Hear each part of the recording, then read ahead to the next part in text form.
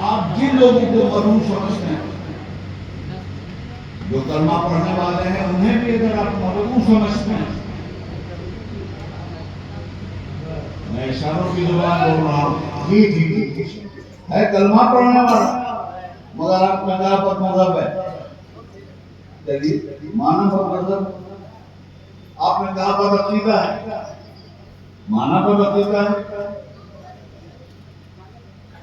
تو اب اس کے ساتھ آپ کا سلوک کیا ہو؟ اس سے بات چیت کر لیا تو نکاح ٹوٹ گیا آپ کا فتویٰ تو یہ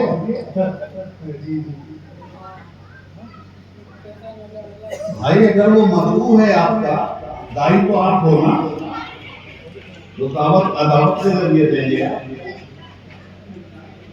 آپ نے دسترخوان بچھایا، حضرت کے یہاں آئے، بڑے پیار سے دعوت دی، دعوت کے دسترخوان پہ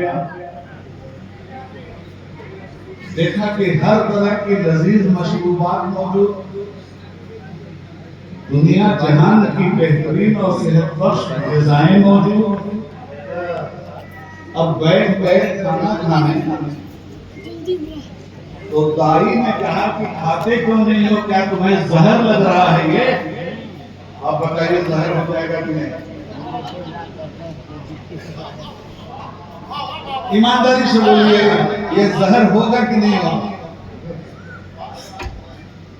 ایک تیور بگاڑ کر آپ نے اپنی دعوت کا اظہار کر دیا، سامنے والا آپ کے دسترخوان پہ لاہور پڑھ کے واپس چلا جائے۔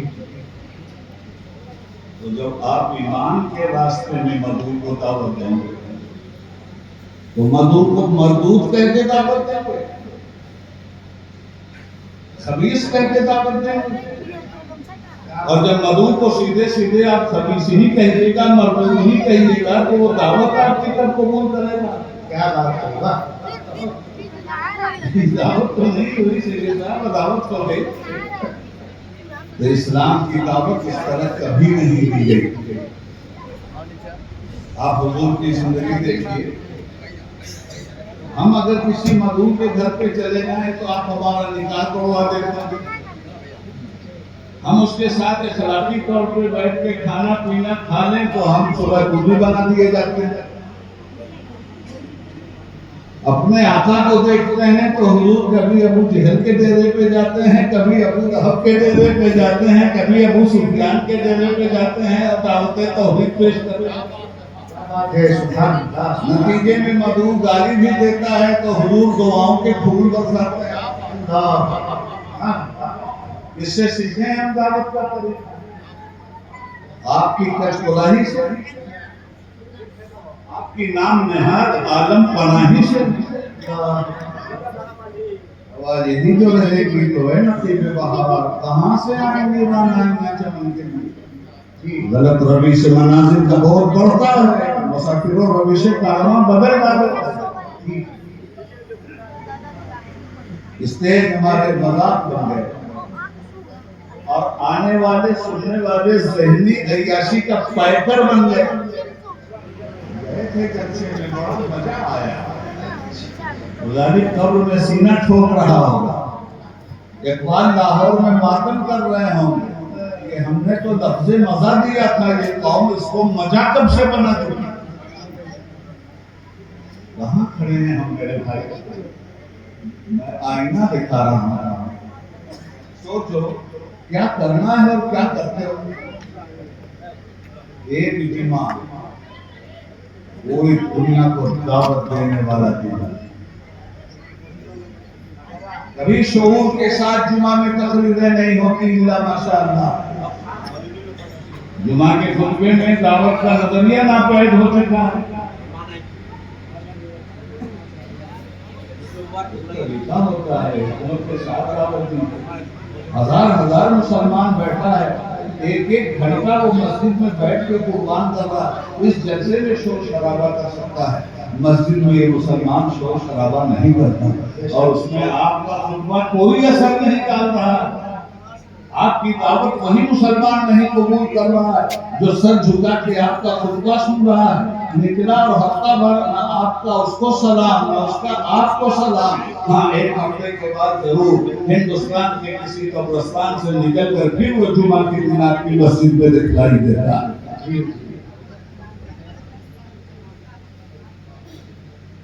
آپ سوچیں ایک گھنٹہ اگر مسلمان جامع مسجد میں بیٹھا ہے پورے ہندوستان میں، ذرا گھنٹے کا حساب تو لیں، اتنے ہزار گھنٹے ہیں، اور اس میں آپ نے دیا کیا اس کو؟ نہ اس کی فکر بدلی آپ کی، نہ اس کا ذہن بدلا آپ نے. کیوں؟ اس لیے کہ آپ کے پاس دعوت کا صحیح طریقہ ہے ہی نہیں. آپ خود ساختہ بھائی بن گئے.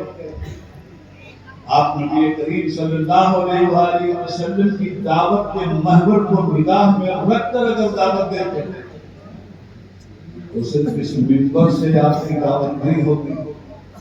جب آپ چلتے تو زمین کے ذرے اس دعوت پہ محض تصدیق سب کرتے.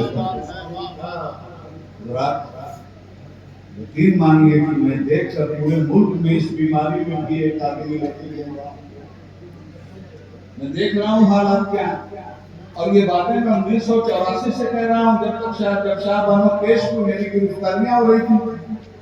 جب سے کہہ رہا تھا مسلمانوں ہوشیار ہو جاؤ، مسلمانوں مسجدوں سے وابستہ ہو جاؤ، صرف مسجد بنانے میں فخر مت کرو، نمازی بننے میں فخر کرو. نہیں سنی گئی بات، نہیں سنی گئی بات. اور نتیجہ کیا ہوا؟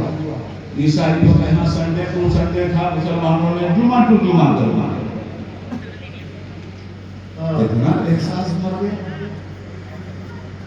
ہم اس وقت سے دیکھ رہے تھے ہمارے پارلیمنٹ میں تقریر سنیا، ہم اس میں دیکھ رہے ہیں، ہم اس میں کہہ رہے ہیں آپ لوگ کیا چاہتے ہیں.